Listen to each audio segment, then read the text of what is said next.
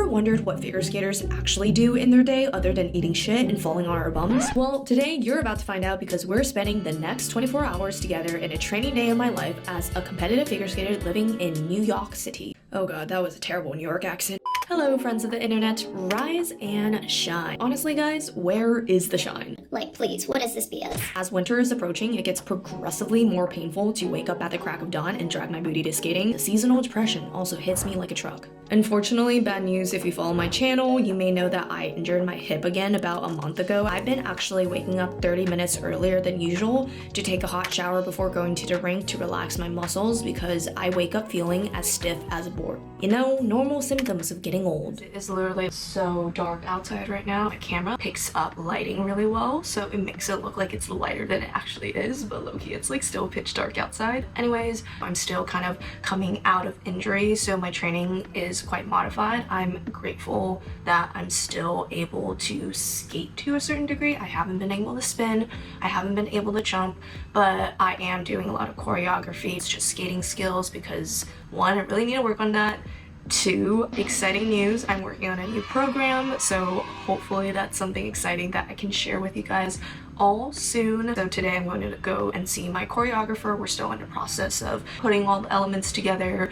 It is truly a project in itself to make a full program. Because I'm still trying to train safely, I need to do a lot more warm-up before I get on the ice. Actually, I have to wake up like about 30 to 45 minutes earlier than normal, which is awfully painful, especially that it's getting really cold now in New York, which I'm so sad. I'm like still in denial that summer is over. If you're an injured athlete, I also have a video on just kind of tips and tricks on how to manage that. But the hot shower has honestly been really helping me, and then before I go, I'll do some stretches that my PT has given me, and then when I get to the rink, I'll do a more extensive warm-up. I bike to the rink usually, and that's kind of a nice mild cardio workout, but like I say in all of my videos, I feel like a mom harping, but it is so important to warm up off ice before you actually get onto ice. Even when I do, there's still risk of injury per me as a living example, and usually I do like a 15-minute warm-up, and I even have a video on my channel of my off-ice routine, so feel free to use that if helpful. But since my injury, I've been doing a 30-minute off-ice warm-up beforehand, including some of the strengthening exercises that my PT has given me to start activating the muscles that I need for skating before actually going out there to do the thing. Today, I'm doing one session with my choreographer and one session of just solo training and practice. Like I just mentioned, I'm working on a new program or routine for this upcoming season.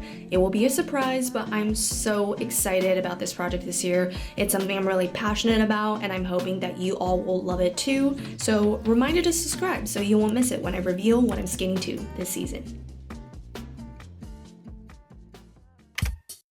I've been working with my choreographer, Caitlin Weaver, resident ice dance queen, Olympian, 3 times world medalist, you know, the accolades go on and on. But choreo season is my favorite part about skating. I think the most beautiful thing about skating is not the hard jumps and spins, but rather the stories you can tell with your movement. And I view the jumps and spins as vehicles that help me tell parts of that story.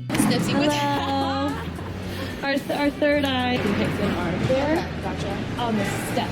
Out of it. Gotcha. And then mohawk, cross. Okay. Make sense? Yeah. Can we try that one more time? Yeah. So not like a long one. No. Okay. I think the change foot one might be a little longer. You want every step that you do to be of purpose. All of the steps have intent. You got your steps? Okay. I need to make sure that this pattern is going to count as half ice. I feel like my goal when I compete and how I come up with a storyline on my performances is to always think about how I can create something that can make someone in the audience watching feel something. And that is ultimately my true goal. It's been a bit frustrating, I'm not gonna lie, because of the injury happening at such a critical point in my season where, you know, I really need to just start getting my shit together. And in skating, it's hard to test if certain choreography works if you can't do the jumps or spins because it throws off the timing and stamina. At the moment, I'm just marking them and doing the steps in between, but if you're also a skater, you know how tiring it is to run your whole program. I like to describe it as doing a sprint for 2 minutes straight, plus doing an intensive HIIT workout, plus extreme yoga. So it's been a bit hard feeling like I'm quite behind in terms of fitness because of the limitations of what types of cardio I can do with this current injury. But with what I'm cleared to do, I'm still out there making sure that I can show up and do the best of what my current state of my body can offer and trying to just accept my situation for what it is. Staying positive during an injury is super hard, but it's the best thing that I can do.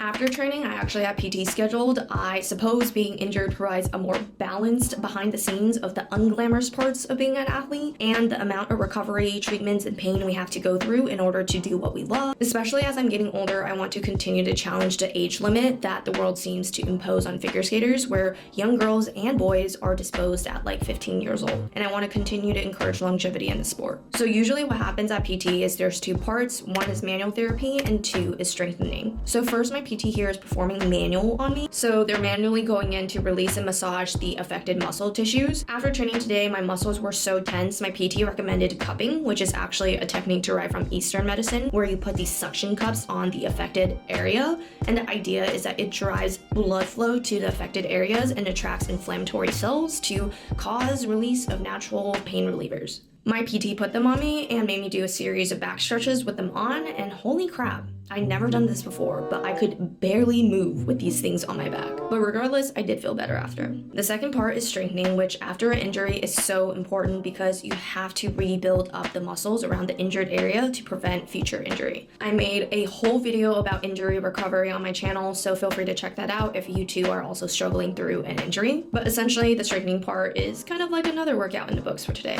And then I wrap up with some heat therapy, and now I need to rush home to get to work ASAP. Okay, lunchtime, because I need to eat and fuel my body after training. Especially when you're injured, paying attention to your diet and making sure you eat enough protein is so critical. Since it's getting colder in New York City now, my favorite fast dish to make is Korean tofu soup. The secret behind Korean food is that if you have the 4 key sauces and condiments, you can basically make 80% of all Korean dishes. I like that it's super fast. Literally, I just cut up some veggies, tofu, add in the sauces, and boom, you got kind of a gourmet meal. I do need to have more protein than just tofu though, so you're going to laugh, but all of my friends who see my fridge say I have like a gym bro diet because I always, without a doubt, have baked chicken breast meal prepped in my fridge. Just because I feel like if I don't, I never end up eating enough protein because I'm so busy, and protein is usually the most time-consuming thing to prep and cook. And as you guys already know, if you don't follow my channel, I am also a corporate girly. So contrary to popular belief, athletes do oftentimes also hold down a full-time job on top of Doing all of the bullshit that they have to do. And honestly, it's been even harder to manage just over the past 3 weeks or so. Just having to go to PT, having to take so much time for not just like warming up and prepping myself to do the minimal training that I can do, also working on recovering and all the stretching after any sort of physical activity I do has literally just taken such a huge chunk of my day out of my life. And I'm fortunate enough where I can take an hour or 2 to get the PT done, and typically on days where I do have physical therapy, I just end up working a little bit longer. So even though today is Friday, I still have like a strew of things to get done. I just got out of a couple of back-to-back meetings, and I talk about this a lot in a lot of my videos. I actually purposefully did not plan anything because sometimes I feel like when you're an athlete, you just need some time to yourself and to just recover both physically and mentally, and I just want like kind of a peace of mind, and I'm just hoping to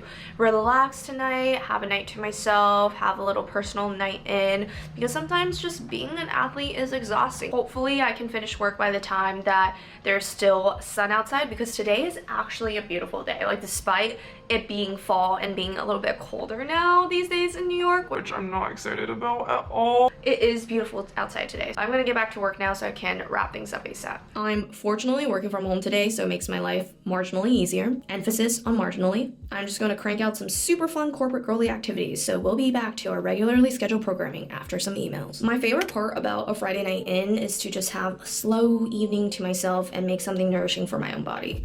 I'm gonna make this one pot recipe that is literally so easy and fast that one of my good friends who's actually a nutritionist showed me. She literally gets on my ass like my mom. She's like, you need to eat more, you need to eat more protein, don't forget to eat. So I love her and she's constantly sending me things to help me have better habits about my diet. So basically I just put in rice, equal ratios of each sauce, water, cut up some shiitake mushrooms, carrots, shishito peppers, and put a big slab of chicken breast on top and just put it in my slow cooker and get extra work done in the meanwhile so I don't have to wait around and tend to something over the fire constantly. So it makes having healthy habits easier while living such a crazy busy life. Okay, the food is done and work is fortunately wrapped for the day. I'm so excited because I finally get to relax after a long, tiring week.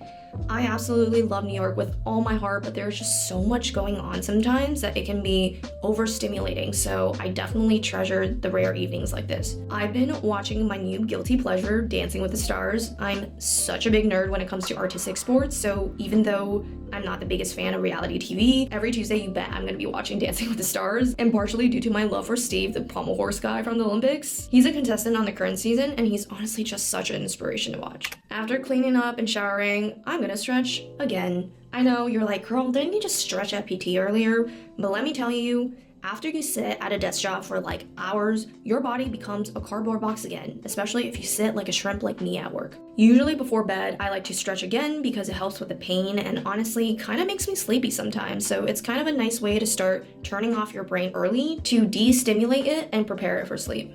For my recovery routine, after many years of experimenting, I find that using a lacrosse ball to do pressure point release is usually the most helpful in relieving my glute and lower back pain. This thing is truly a godsend and you can literally get it for like 10 bucks off of Amazon. I also use a tiger tail roller to get the front of my legs and a foam roller to get my hamstring and calves. Also have a massage gun to do a bit of percussion therapy as well. For how much I use my body and how much I've gotten injured in the past, my friends always joke that my apartment is like a PT center with all of these tools. So yeah, friends, thanks for spending the last 24 hours with me. If you like more videos like this about athlete life and figure skating, please like, comment, and subscribe. It would take you 1 second and it would mean the absolute world to me. New videos every Saturday at 9:30 a.m. ET, not PM, dear Lord. So come along with me on my journey to prepping for my next competitive skating season. Okay, I need to stop doing scrolling and go to bed. You know you're in way too deep when this video pops up to remind you to go to bed. If you know, you know.